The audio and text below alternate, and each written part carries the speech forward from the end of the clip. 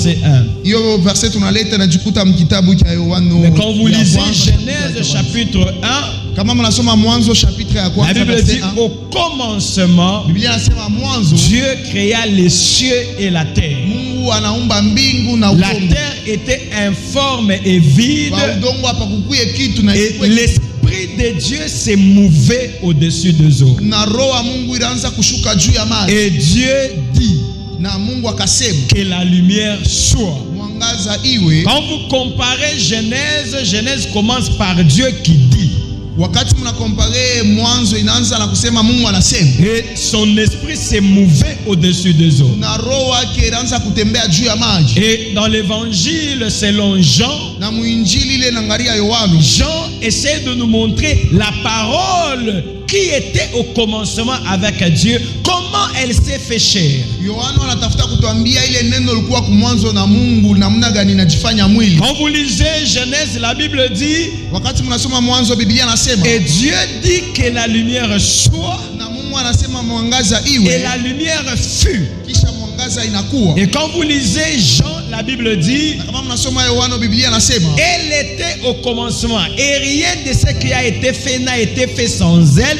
En elle était la vie, et la vie était la lumière des hommes.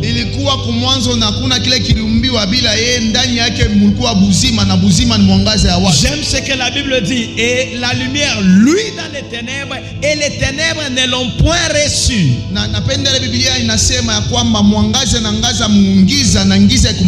Mais à tous ceux qui l'ont reçu, à ceux qui croient en son nom, leur a donné le pouvoir de devenir enfants de Dieu.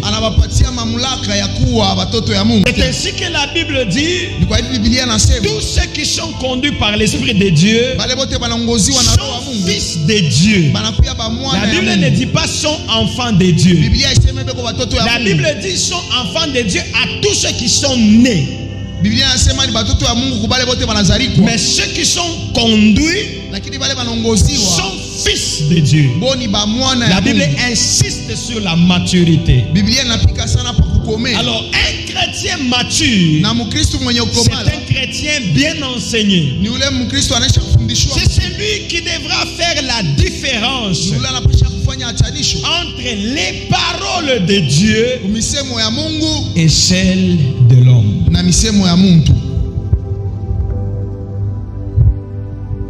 Alléluia. Amen. On parle de la maturité.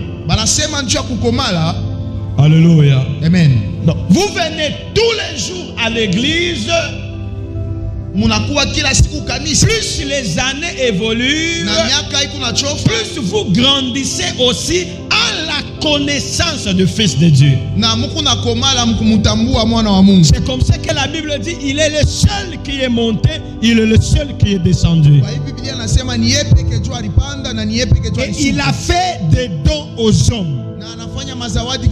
Les autres, il a donné comme apôtres, les autres comme prophètes, les autres comme évangélistes, les autres comme pasteurs, les autres comme docteurs, pour équiper l'église de Dieu, afin que tout enfant de Dieu puisse croître et arriver à la stature de Christ, à la maturité de Christ. La Bible a été inspirée par Dieu pour faire connaître aux hommes sa volonté pour le salut de l'humanité. Dieu veut sauver l'humanité. Alors la Bible a été inspirée pour que les hommes puissent connaître la volonté de Dieu. Jésus n'avait pas laissé la Bible. Il n'avait même pas pris les rouleaux qui étaient dans le temple pour dire à ses disciples, prenez les rouleaux ici, même pas. D'ailleurs, il avait dit aux pharisiens, dans ce rouleau-là, il est question de moi. Jésus a avait laissé les instructions aux disciples. Il n'avait pas laissé des Bibles. Il a laissé les instructions aux disciples. Ses propres instructions. Et tout celui qui apprend les instructions de Jésus est appelé disciple. Alors, un disciple, c'est celui qui vit selon les instructions de son maître. Aujourd'hui, les gens ne veulent pas grandir spirituellement. Et c'est compliqué. L'église primitive, ils ont commencé à manifester Christ et jusqu'aujourd'hui, nous avons l'histoire. Il n'avait pas fait beaucoup d'années. Mais nous faisons 15 ans, 20 ans, 5 ans dans l'église avec les mêmes comportements, les mêmes habitudes, les mêmes désobéissances, les mêmes choses.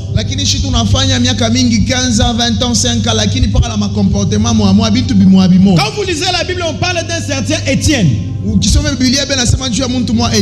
même pas parmi les 12 disciples ou les 12 apôtres, même pas. Qu'on avait choisi, mais rempli du Saint-Esprit.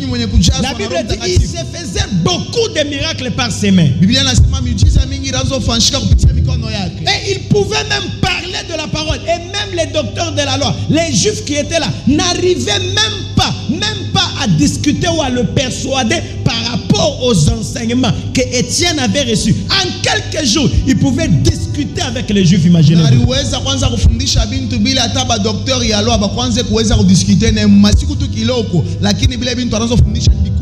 Mais on est dans l'église et les gens veulent avoir des titres par rapport à leur ancienneté dans l'église. Les gens commencent même à dédaigner les autres. Celui-ci, il est venu avant moi. Mais comment moi, je n'ai pas de titres? Quand vous demandez même la personne là qui veut les titres dans l'église, quand vous lui demandez même les bases même des chrétiens, on n'est rien.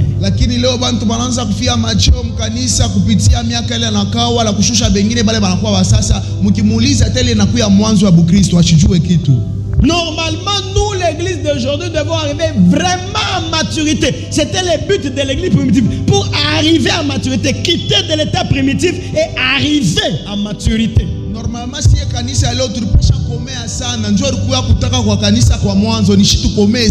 nous sommes appelés à amener le réveil par le Christ qui vit en nous. Les paroles du Saint-Esprit. Comment le Saint-Esprit parle-t-il? Écoutons d'abord ce que nous dit Actes des Apôtres chapitre 13 versets 1 à 3. La Bible dit, il y avait alors à Antioche, dans l'église qui se trouvait là, des prophètes et des enseignants. Barnabas, Siméon surnommé le Noir, Lucius originaire de Cyrène, Manahem, qui avait été élevé avec Hérode le gouverneur, et Saul. Un jour qu'ils adoraient ensemble le Seigneur et qu'ils jeûnaient, le Saint-Esprit leur dit, mettez-moi à part Barnabas et Saul pour l'œuvre à laquelle je les ai appelés. Alors, après avoir jeûné et prié, ils leur imposèrent les mains et les laissèrent partir. La Bible dit il y avait dans l'église d'Antioche des prophètes et des docteurs. La Bible cite même leur nom. Barnabas, Siméon, Lucius de Cyrène, Manahem et Saul. La Bible dit pendant qu'ils servaient le Seigneur dans leur ministère et qu'ils jeûnaient, le Saint-Esprit dit, mettez-moi à part Barnabas et Saul. Barnabas na Saul. Pour l'œuvre à laquelle je les ai appelés. Voici la question. Comment le Saint-Esprit a-t-il parlé? Est-ce que c'était une voix audible? Est-ce que c'était par le biais d'un prophète? Parce qu'on a dit il y avait des prophètes et des docteurs. Est-ce que c'était par le biais d'un prophète qui a parlé?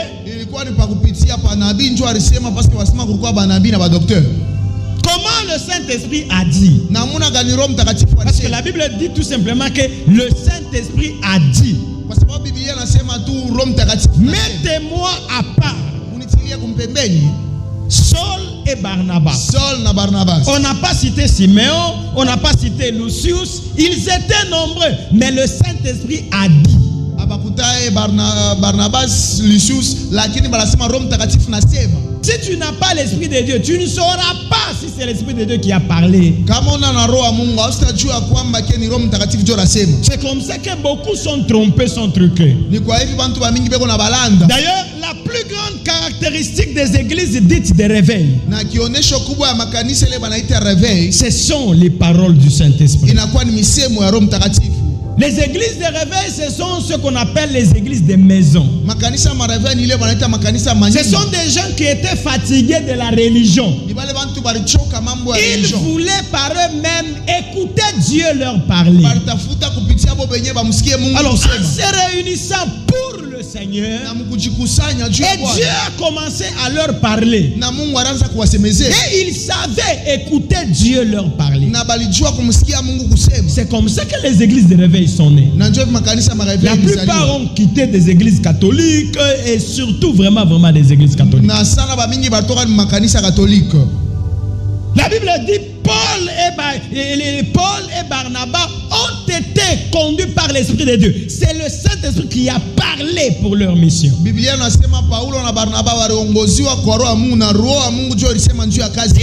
pas dans les blablabla. Ils étaient en jeûne et prière et ils servaient Dieu dans leur ministère. Comment vas-tu écouter Dieu si tu es dans la distraction? Comment vas-tu écouter Dieu si tu es dans les calomnies? Toute la nuit tu as calomnié les gens, mais tu te réveilles le matin, tu veux écouter Dieu. Comment?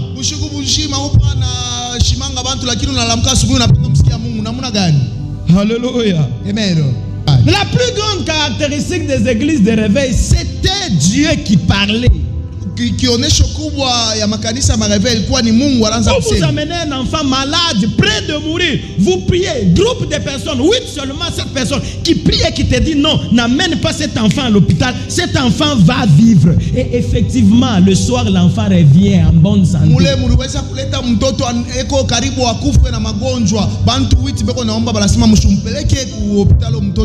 C'est ça la grande caractéristique des églises de réveil. Aujourd'hui, les gens jeûnent pour avoir l'argent. Les gens ont des dons pour qu'on puisse aussi voir qu'il a maintenant la puissance. Les gens jeûnent, les gens veulent avoir des dons pour dominer les autres. Les Écritures ne peuvent pas te pousser à l'orgueil. C'est Satan qui utilise ce genre de choses. Il soulève Jésus. La Bible dit, il le soulève du haut du temple. Pourquoi pas du haut de notre bâtiment, par exemple? Pourquoi seulement du haut du temple? Et puis il lui dit, jette-toi. C'est comme ça que le diable fait dans la vie de beaucoup de gens. Il commence à penser qu'il est devenu plus utile que les autres. Même si le pasteur se tient debout, il dit, je vais voir tous faire ça. Il dit, ah, non, lui, il s'est donné une place quelconque, il a des imaginations dans la tête, et c'est ce qui fait que les gens puissent perdre l'œuvre du Saint-Esprit. Les paroles du Saint-Esprit, ce sont des paroles de vérité. Attention, elles sont comme un poignard. Oui. Ndio. Comme une épée à double tranchant. Na kwa kama ile kisu kuna makari ngambo mbili. La Bible dit elles mettent à nu. Biblia inasema inaikaka mutupu. Waji. Nekaka wazi. Nulle créature n'est cachée devant elle. Hakuna kiumbe kile kinaweza kufichama mbele yake. Elle est vivante. Na inakuwa kunaishi. Efficace. Na ya nguvu sana. Qu'une épée à double tranchant. Inakuwa kisu kia makali ngambo mbili. Pénétrant jusqu'à partager. Itengia mpaka kuachanisha âme et esprit. Nafsi na roho. Jointure et moelle. Na itakuwa inachanisha jointure na moelle. La Bible dit elle juge les sentiments et les pensées du cœur. Biblia inasema kuna juger ma sentiments na mawazo ya moyo. C'est ça la parole. Dieu nakuya neno. Parole du Saint-Esprit. Neno ya Roho Mtakatifu. Quand elle entre, tu vas sentir là où tu trembles. C'est toi qu'on est en train de mettre en pièces. C'est ça les caractéristiques des paroles du Saint-Esprit. Ils sont pleines d'autorité. Et si tu es vraiment sensible, tu vas sentir on t'a divisé. Dans une église où il y a l'œuvre du Saint-Esprit, la parole de Dieu est beaucoup plus respectée, privilégiée. Parce que toute personne se retrouve concernée. Il n'y a pas de favoritisme, ni de personnes intouchables. Vous vous entrez dans une église, non, on est sur ça, il ne faut pas prêcher parce que si on prêche, la maman là, elle saura que c'est elle, et le frère là, vous voyez, ce sont des gens qui offrent un peu. Bon, il ne faut pas un peu toucher par là, toucher un peu à d'autres choses. Na kama mwenyamu ile kanisa bale amembia bintu fulani mshubiri ndugu fulani mama fulani atagusiwa yeye anatoaka sana alors mshubiri pa hiyo bitu. Ou quelqu'un dit non, c'est la bonne nouvelle. Donc ça doit amener la joie. Ile mtu anasema ni habari njema inapaswa kuleta furaha. Oui, ça doit amener la joie du royaume. Ndio inapaswa kuleta furaha ya ufalme. La Bible dit dans la nouvelle Jérusalem aucune chose impure n'entrera. Biblia inasema mu Yerusalemu mpya hakuna kitu cha uchafu kitengie. Si tu sens l'amertume, tu sens quelque chose de mal pendant que la parole de Dieu est en train d'entrer, elle est en train de déchirer des choses, enlever le mal pour te laisser pur. Kama unashikia buchungu mubaya wakati neno la Mungu kunaingia ikuna pasula na kutosha bibaya. C'est ça le rôle même de parole du Saint-Esprit. Na njoo inakuya kazi ya misemo ya Roho Mtakatifu. Lorsqu'elles entrent en toi, elles doivent pénétrer. Des fois quand tu veux te tenir debout, tu trembles même. Wakati inaingia itengia sana samwa hapo kushimama unaanza kutetemeka. C'est ça que vous appelez onction. Njoo ile mnaitaka upako. Ou quelqu'un lorsqu'il veut se lever sur la chaise, il n'arrive pas à se lever sur la chaise. Il se sent personnellement concerné par cette parole. Ça touche tout son être. Ça détruit le mal. Ça sonde les cœurs, ça sonde les reins, ça entre, ça pénètre. Le but, c'est de te rendre pur.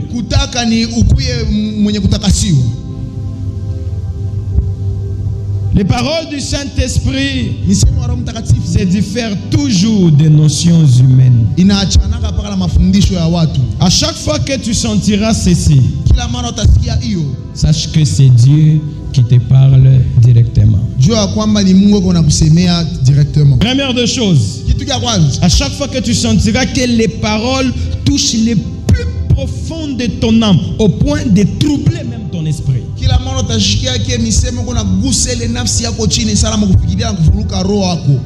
y a même certaines personnes, si c'est un esprit faible, quand ça touche comme ça, il dort. Vous voyez, pourquoi est-ce que les gens dorment? Je vais vous expliquer. C'est la nature humaine, la démangeaison de ne pas être changé. Quand quelqu'un a déjà pris une haute opinion de lui-même et que vous lui lancez quelque chose, un défi, la peur qu'il ressent, il rejette cela et directement son esprit commence à se renfermer et il dort. Vous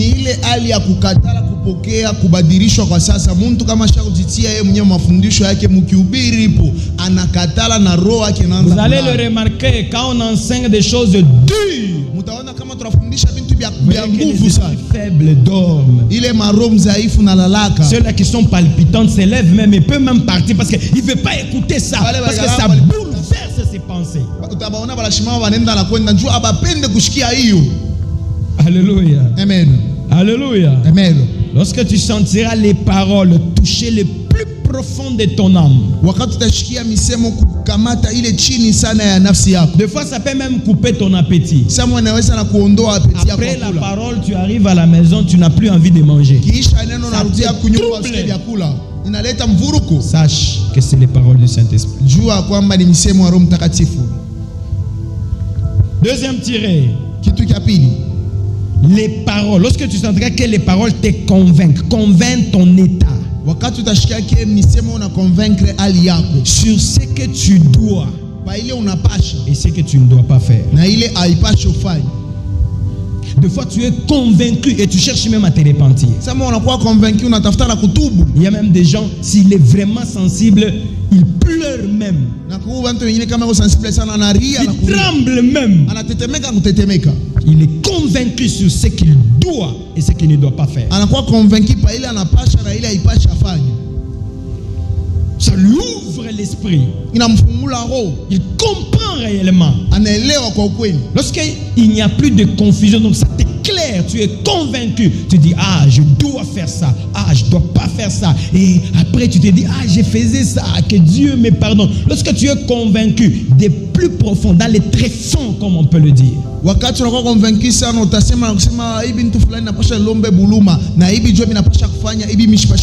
Sache que ce sont des paroles du Saint-Esprit.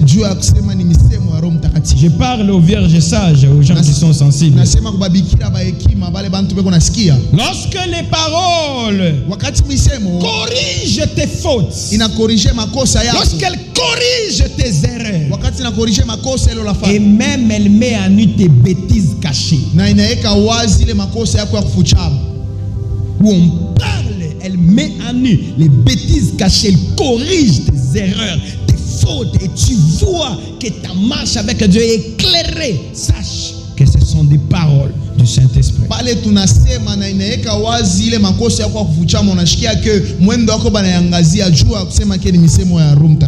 Dernier tiré. Lorsque les paroles t'instruisent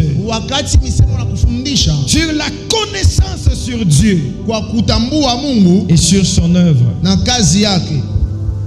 tu parviens à comprendre Dieu et son œuvre.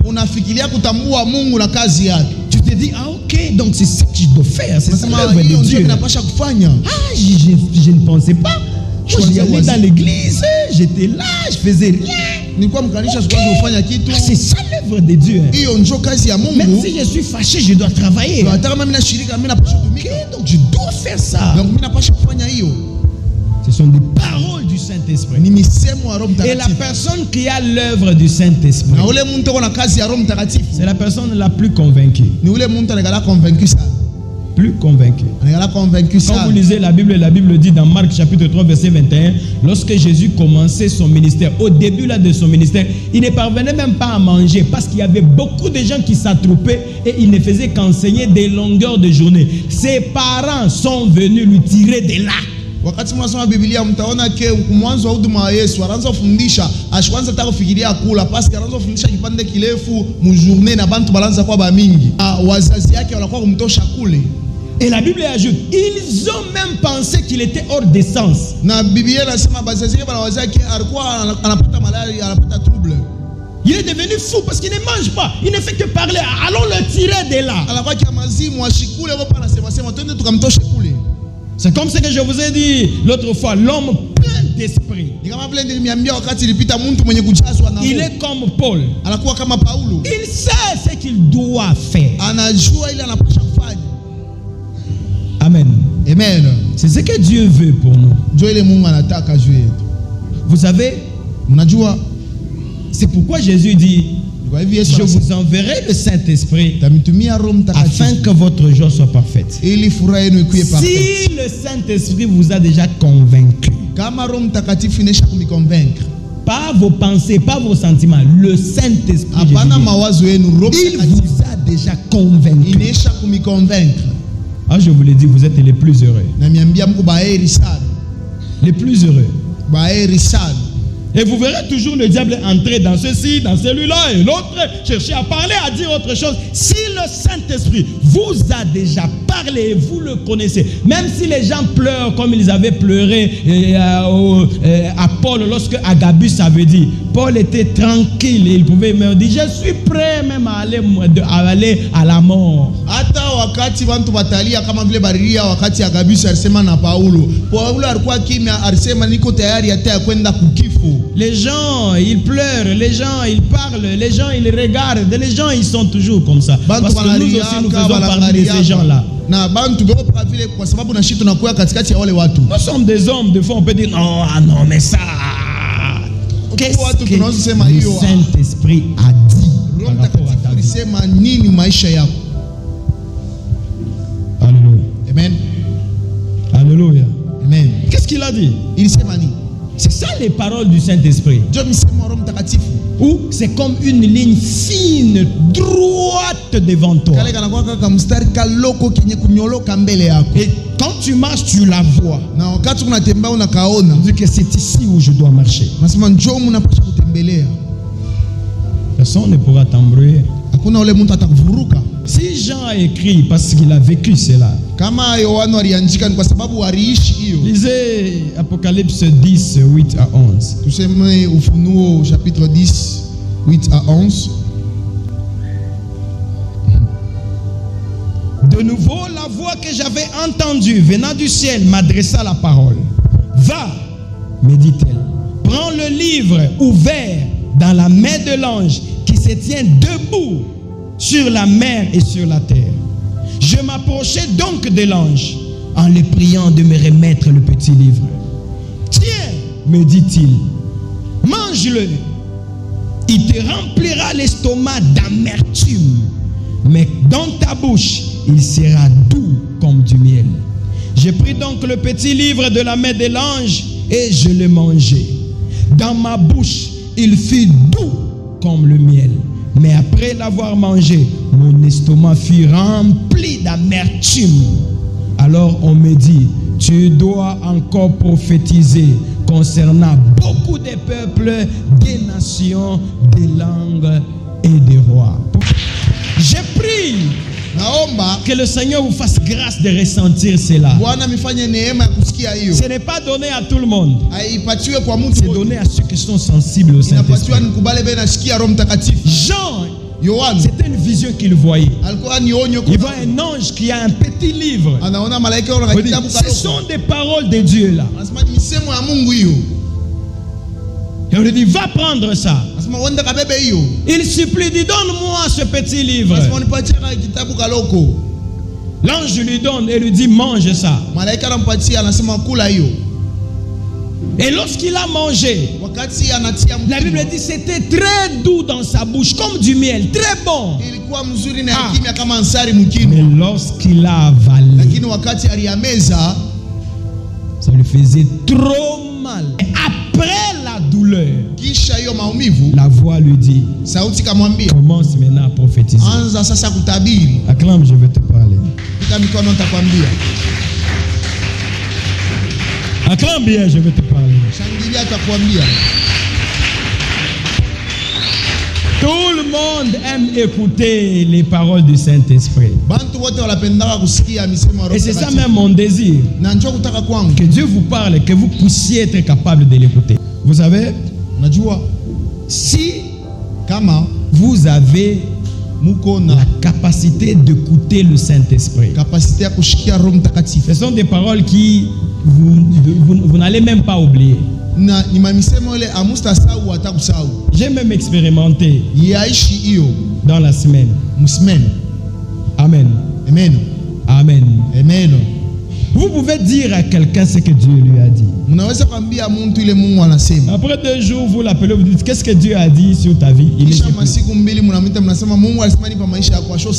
Pourquoi? C'est un homme, c'est tout à fait normal qu'il puisse oublier.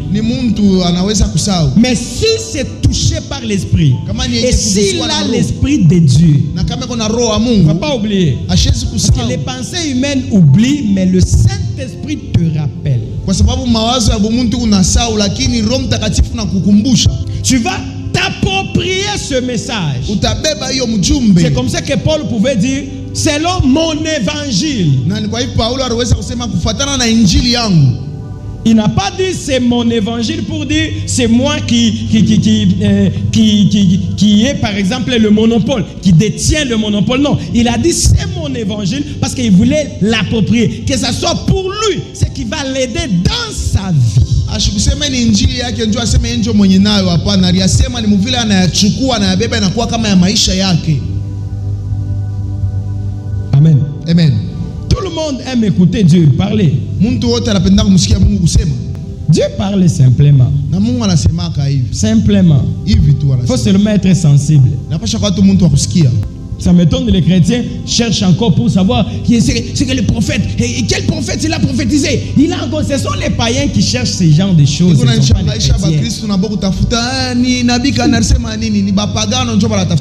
les païens qui cherchent ça. Les chrétiens ne cherchent pas. C'est à eux. Ni bapagano ndio wanatafuta bia hivi, Bakristo hapana, kwa sababu ni yao anatia kidole magorge anatapika hiyo. Les digérer, c'est ce qu'il y a de plus compliqué. Kuacha kutumika njoo inakuwa ya nguvu sana. Mais lorsqu'on accepte que cela entre en nous, wakati tunashika hiyo kunyanda ni et laisser que ça puisse faire son œuvre, na kuacha kufanya kazi yayo, ça enlève l'iniquité. Inatoshaka ile hali ya dhambi. Ça enlève. Inatoshaka. C'est ça le but de la parole. Na njoo kutaka kwa neno. Le Saint-Esprit, c'est comme, je vous donne un exemple, vous avez une plaie. Roho Mtakatifu ni kama kwa mfano Mungu na kilonda. Vous mettez l'alcool. Unatia hapo alcool. Ça fera comment? Tafanya je? Oui? Tafanya je? Comment savoir si vous n'avez pas de plaie? Na mbona gani kujua kwamba mna kilonda? Mettez l'alcool, vous ne sentirez rien. Il n'y a pas de plaie. Utasikia kitu. Vous sentirez, il n'y a pas de plaie. Essayez de vous blesser un peu là et puis mettez l'alcool. Vous verrez que c'est là où c'est blessé, là où c'est ouvert, là où il y a des petites plaies, que c'est là où ça fera mal. C'est ça l'œuvre du Saint-Esprit. Parce que tu vas parler de ce que tu as vu. Par exemple, si ici on te dit qu'est-ce qu'on a enseigné, tu vas dire ce que tu as entendu, ce que tu as vu, ce qui est entré en toi, c'est ce que tu vas ressentir. Il n'y a pas de meilleure chose comme être illuminé par les paroles du Saint-Esprit. Et surtout lorsqu'elles ont trouvé un écho dans ton cœur.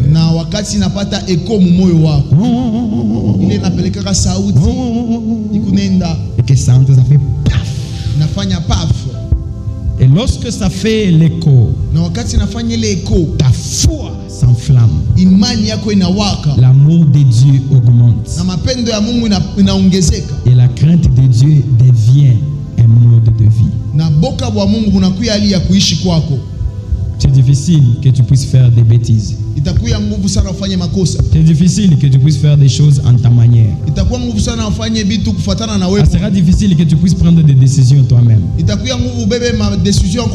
sera poussé par l'Esprit de Dieu. Tu seras tellement sensible. Tellement sensible. Tu aimeras Dieu de tout ton cœur. Tu te sentiras toujours bouillonner, brûler. Ça te sera difficile de mélanger, de servir Satan à un moment. Ça te sera difficile. C'est clair. Je prie que ce soit ton cas. Que les paroles du Saint-Esprit puissent enflammer ta foi. Iwakishe kwa imani yako. Ferme les yeux là-dessus. Funga macho pale wiko.